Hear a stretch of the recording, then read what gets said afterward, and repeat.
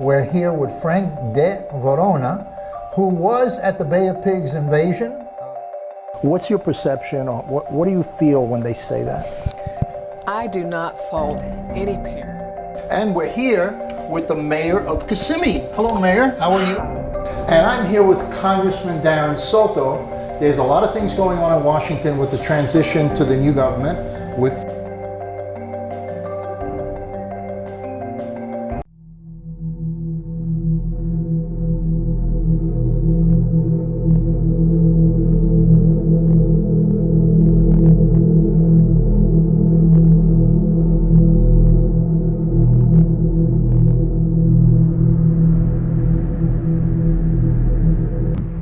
I'm Joe Lopez. The National Human Trafficking Hotline has reported that Orange County has surpassed Las Vegas in human trafficking.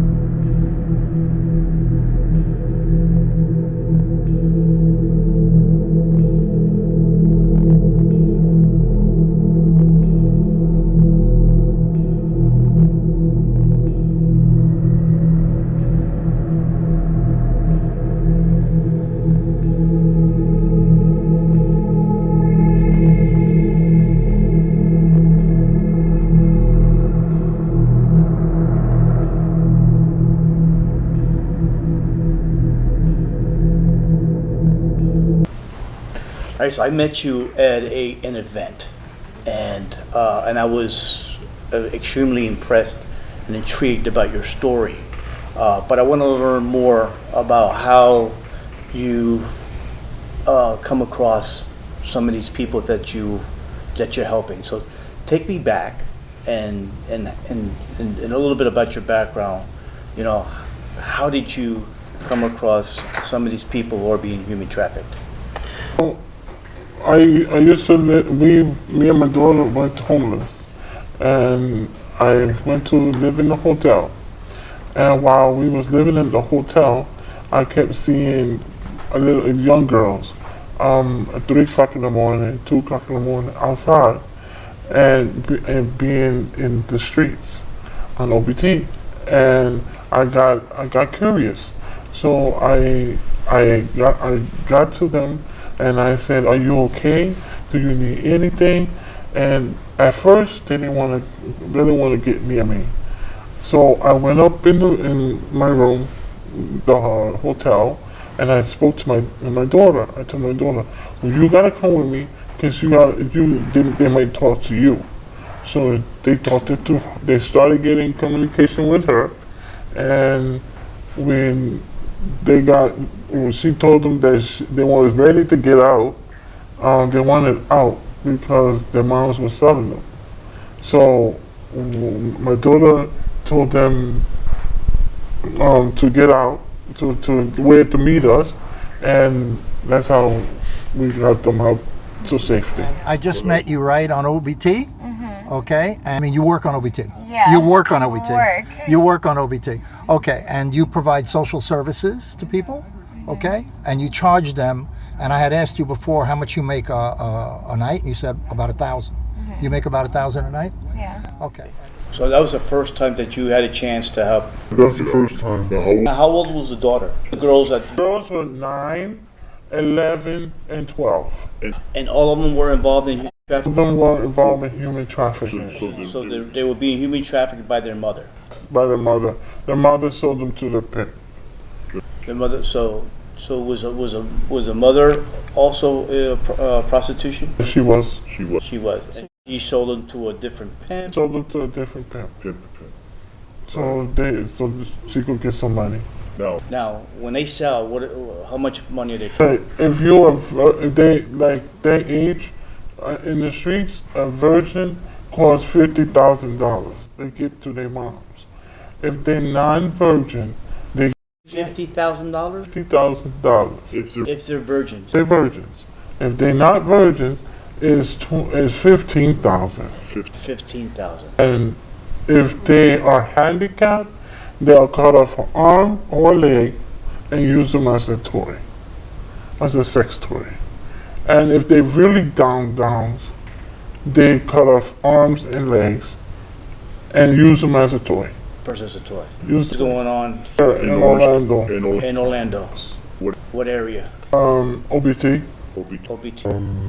And you have your own place to go for those things, right? Okay. And you mentioned to me, where do you come from? Vegas. You come from Vegas. Okay. And how long? And you live in Vegas. You're just transient here. You passing by, right? So what do you do today? Today, what I do is I go out in the streets and look for them, look for the girls, and I feed them, I give them clothes, and I sit down with them and talk to them. And if I see that they need help, I give them the kind of help they want. Sometimes they want to get out of the drugs, they want to get out of that life, but it's nowhere to send them, nowhere to put them, because we don't have a place. So when they want to get out of that life, do they come to you? No, they call me. They call you. They call me. All of them have it. They trust me. All of them have my number, and they call me. Why do they trust you? Why? Because I walk with them and I sit with them and I show them love. I show them the love and a hug. Like, especially this time of with the coronavirus, I even still go out there and give them a hug, sit down with them. So how do you help them? What do you Give them, I give them clothes, I give them shoes, I give them food, and I also, if they want to get out of the drugs, I call the centers, the group homes that I know that we have. Some of them are full, some of them are not. And if they are hurt or their life is in danger, I'll call the Hubbard House, and I'll let the Hubbard House know that there's a person that needs help, and I'll let them know where I'm at, and they'll come. And do you call the police? After the center comes, After the center comes, you call the police. Why? because we can't trust the police officers. And why? Because a lot of them are cahoot with the human trafficking and with the pimps. And nobody bothers you. You don't have any problems. Nobody comes up. How are the cops here? They're on your back at all, or no? Not really. Not really. So you're basically free to do whatever you got to do. Is that right? Okay. And do you get any bothered by the cops or anything, or no? Because I've seen the girls on the street. Yeah, so the police don't really mess with us. They just mess with like clients. Like They just bother the clients. Like they'll drive up behind them and make sure, like, scare them off. Oh, okay. Yeah. Okay. And how are they in cahoot with them? Because you call them, the ones that are cahoot with them, you call them, and they'll ask you what's going on. You tell them, they'll do a little report, and then around the corner they let the person go. They let the person go. Let the person right back where they take them right to the pimp. Right to the pimp. That's when the pimp hurts them, and then a day or two later, they call me. I want to get out. I want to get out. Please help me get out. But, So you're saying that when the police is called, they pick up the girls, they take the girls, and they go 2 or 3 blocks around the corner to meet with the pimp to release the girl back to the pimp. Why would they do that? some of them are, like I said, some of them work with them. Some are corrupted. Some police they're not street police officers. They just Are the pimps paying? yes, sometimes. Sometimes. Then how do you know that? Because you can tell, because if they leave the girls around the corner, they're not going to do it for free. So what happens to the girls when they go back to? They get beat up. They get beat up. Beat up and really bad hurt. They can't go nowhere. And some of these girls, what are their ages? From what? Those The girls that are out here is 18 and up. 18 and up. How long do you intend to be doing this? How old are you? I'm 19. Wow. And how long are you going to be doing this? I don't know yet. You don't know yet? Okay. Oldest, it was 70, 80 year old. 70? Mm-hmm. 70? Are they from here? Are they Oh, local? they're different places. Different places. And where are they doing their activity, their work? Mostly from 2 o'clock in the morning all the way to 5 o'clock in the morning. What days of the week? It don't matter. They be out there. But mostly more trafficking is Friday, Saturday, and Sunday. And then where did they go? They go to the different hotels around here. By the hotel. Do you do your service in the car or the hotel? Both. It just depends on the amount of money. So, well, I have 2 different hotel rooms. I have a workroom and then I have a different one. Okay. Do you know any name of the hotels? Yes. You do? You do? You know a lot of them? A few. A few? So the people in the hotels that work there. The people that goes to get the girls. Okay, but there are people inside the hotel. The lady knows that's going on, but it's like her that's how she makes the money with the girls to go in there. Sometimes she wants to help the girls to get out because there's some of them are single moms that are trying to make it. But like I say, sometimes the owner helps the girls get food on their table and food for the kids. When you do work, do you get hassled by the hotel? Do they know that you're working in the hotel? Or? The hotel knows. All they say is don't catch dates in the breezeway. In the breezeway, but they know you're here. Okay. So how many hotels do you think that's this being done with? 5. 5 hotels. Do you think this is getting worse? Why? Because it's an increase. A lot of the girls, it's more than 25. 25 what? Out there. More than 25 girls that wants to get out, but we don't have them where to put them. So that's another question. What do you think it's going to take to get them out? What do you say? You have to put them in the countryside. In the countryside, so you have to take them out of the area. And how long are you going to be doing this? I don't know yet. You don't know yet? Okay. And are you afraid to do it, or you feel comfortable? I'm comfortable now. I mean, when I first started, yeah. You weren't comfortable? And you mentioned something about the children. There were some young children involved too. She thought 5, 6, and 7. And they're also being prostituted. And boys. And boys too. Who's pimping them out? The Their parents? parents or their uncles or their loved ones. Or their loved ones.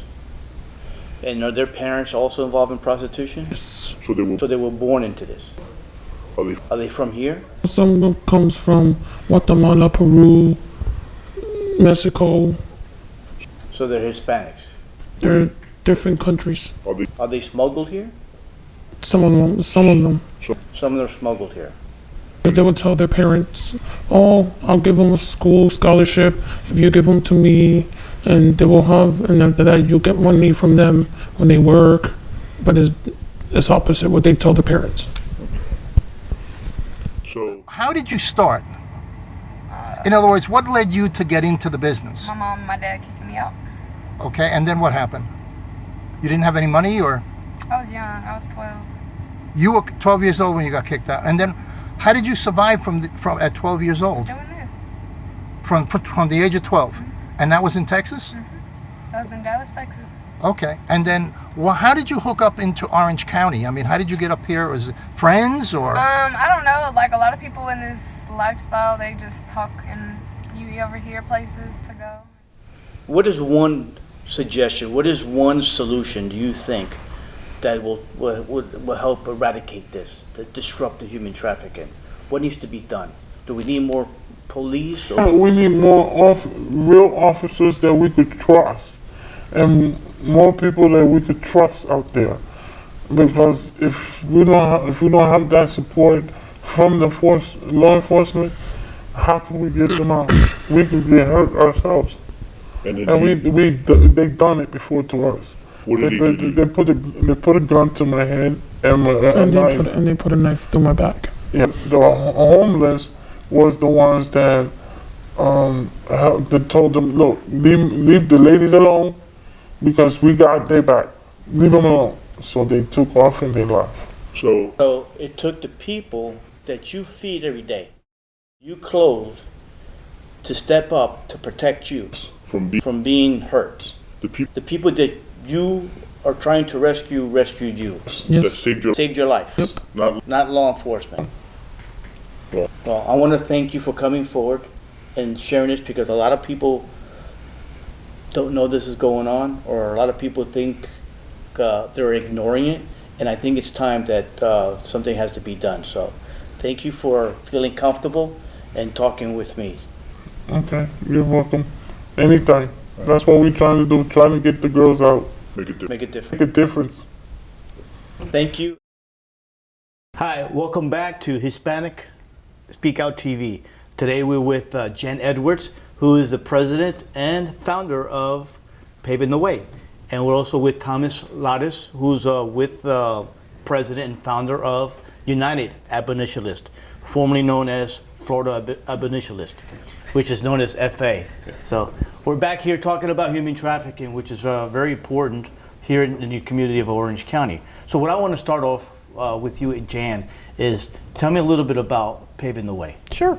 So we were founded 6 years ago after a trip to Ethiopia. It was there that I learned about human trafficking. I was on a mission trip and saw 2 older gentlemen and 2 younger girls, and it just didn't feel right. And I didn't know why. It was short, like 3 seconds. And I got back to my place where we were staying, and I was staying with 2 doctors and 2 sponsors, and they're like, "Oh yeah, that's human trafficking." I'm like, hang on a second. Like, what are you talking about? He was like, "Yeah, it's human trafficking." And he's looking at me like, "Where have you been?" Like, well, Orlando, happiest place on earth, right? And he's like, "Jan," he goes, "we have 4.5 million orphans in Ethiopia." He goes, "We're the #1 source of human trafficking in the Middle East." And and it's the first I'd really heard of it. Totally taken aback. I was like, hang on a second. You're telling me people are still selling people? I just couldn't grasp it. He's like, "Jan, it's a $150 billion industry." And it was really there that it got laid on my heart. And I came home and I did research and found out that Florida has the 3rd highest number of calls to the National Trafficking Hotline. Miles, tell us about your organization. Sure. So my organization is it's a nonprofit, is over 10 years old. But myself as a advocate abolitionist, I started in 2004. I was actually on a trip in Washington, D.C. And like Jan said, I was beside myself when I found out modern day slavery was occurring. Now you can imagine in 2004, the awareness level was very low here in the States. And so I came back to Florida. Florida was the state with the first federal case, the U.S. versus Tecum, where foreign workers were being brought into South Florida to work in the fields of Immokalee. In 2009, started then formerly Florida Abolitionists, now United Abolitionists, and knew that just working with law enforcement and all these years, knew that there was a gap in housing, there's a gap in really that response, those critical first few minutes and hours when a victim is recovered in a sting, an operation, and or identified is critical. And so I created the program of how to reach out to a victim of human trafficking. And that was adopted by many agencies here in Central Florida. And we continue today, run the 24/7 hotline on human trafficking and work closely with the National Human Trafficking Hotline. So you deal mainly with survivors. Yes. So people who have been involved in human trafficking, and that's another topic because a lot of people don't realize that some people who are involved in, especially the sex trade, okay, where they are victims. Sometimes they're not there on their own free will. Sure. So tell us a little bit about what is it you experience when it's time for you to help these young ladies, whoever they are, in trying to get out of that? What is it that you actually do to help them? And so whether it's in sex trafficking or labor trafficking, those are all points of vulnerability that somebody thought they were signing up for something that was not. And that's the difference with, we call it commercial exploitation, and someone else profits from that. That's the layman's term, or definition of human trafficking. So do you work with other groups to help find places for some of these victims? Absolutely. So we believe in the power of collaboration, that it takes a village, right, to raise a child. It takes an army to fight this evil and to stop human trafficking. And that army is folks like Jan on the prevention side, and then everything in between. Those who have safe houses, those who are doing outreach, those who are doing all the clinical or the therapeutic services. So you mentioned the hotline. What number is that hotline? Do you have a number for that? So the National Human Trafficking Hotline is 888-373-7888. Now, Jan, you mentioned prevention, and you work hand in hand with Tomas. Tell us some of the things that you've done in prevention and education as paving the way as a group. Sure. Well, we've educated over 13,000 youth and adults in the past 3 years. And we go into schools, after school programs, and we show our award-winning film, Trapped in the Trade, that shows the intentional recruitment of children by children, because that is how it happens. Schools, coffee shops, malls, really anywhere, and online. And it's really putting our children at risk right now because everybody's at home. So we go in and we really talk to them straightforward about what human trafficking is, what it looks like, and more importantly, what signs to look for to empower them. We're committed that people are empowered to know what human trafficking is and what actions to take to prevent it. So the goal is not only for themselves to be educated, but also to identify, to help others, because Absolutely. other victims who they have no one to turn to, they're afraid to talk to somebody else. Absolutely. But they'll talk to a friend of theirs and review certain things. Yes. Here in Orange County, is human trafficking a big problem? So what I would like to say is it is a problem. Really, every state in our union and territory has now cases, right, on human trafficking that have been prosecuted. And what I would say here locally is Central Florida is receiving many calls on the United Abolitionist Hotline, on the National Human Trafficking Hotline who we partner with. And so it is an issue here in Central Florida, Joe. And it may be the combination of our population, our tourism, our transients, and so unfortunately there's a lot of activity happening here. Well, and I can say with the numbers from DCF that Miami-Dade is the #1 county in the state of Florida. Orange County's #2. So when you talk about under 18, underage, how young are we talking about? Young. Young, Young. very young. Yeah, my Department of Children and Families have reported 3-year-olds being trafficked. 3-year-old. Yeah, we have a friend that's a survivor that was trafficked at the age of 4. I have another survivor that we've worked with, and she was trafficked at the age of 6 months.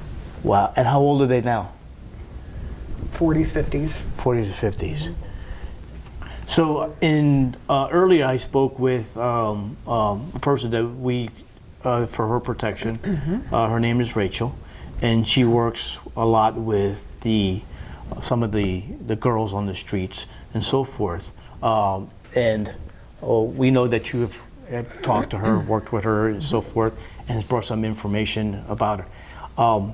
She tells me that some of these women are purchased and they're transported from other parts of the country to here, and sometimes they're transported from here to other parts of the country, because if the pimps find out that they're trying to escape or leave, they either transfer them or they do some harm to them.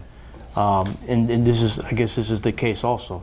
It is. It's all, Joe, about control, power and control, right? And that's the aspect with those who are victimized. And I wanted to say as well what Janet mentioned about why the importance of prevention and what she's doing with Paving the Way Foundation is so critical, because that's all signs. There's signs of grooming, and that's what they're really teaching our young people today. Is what are those signs? How to identify it? Meeting somebody on the internet or somebody asking you to do something inappropriate. That's huge, because on the back end, when I come in with intervention, the after effect was, gosh, I wish I knew that was grooming. I wish I knew I was being recruited. We have a few more seconds left, but can you talk to us and tell us what you know, what you've heard of, because you worked with Rachel. Rachel, I know Rachel has called to help you rescue some of these girls and find places for them, you know, because they need shelter, they need to get out of that. Yes. What's the going rate, or what do they pay for these women? Wow, so there's a variety, Joe, and what that maybe it's somebody that's looking for a buyer, you know, a customer. Some people call it Johns are looking, and so you know, one of the cases was with the Florida Department of Law Enforcement. One of the special agents was undercover buying somebody actually in this area of Orange Blossom Trail here in Orlando. There's a girl going for $10,000. They were asking for her, and so that was ended up being a big case. And that's selling from from one pimp to another. Yes. Because we're not talking about for a customer, a John coming and paying for a night. We're talking about what you said earlier, modern day Slavery, absolutely. Exactly. You're Yes. selling a slave. You're selling a slave. You are. So the buyer and John are causing the demand to the what the trafficker or pimp are willing to what they're willing to go after, and what kind of organized crime or dealings they're within their own communities. And so it's all based on demand. There wouldn't be trafficking if there wasn't demand. And you got to think about it from a gang point of view, right? Is as a gang member, I could sell you drugs once, and now I've got you hooked, and so it's a one-time sale. With a child or an adult, that's a commodity you can sell over and over and over again. And we've heard children, over a span of a year, making enough money for a pimp between $150,000 and $250,000. Wow. Because you're selling someone over and over and over and over again. Now imagine that kind of trauma to a human being over time. Over time. Okay.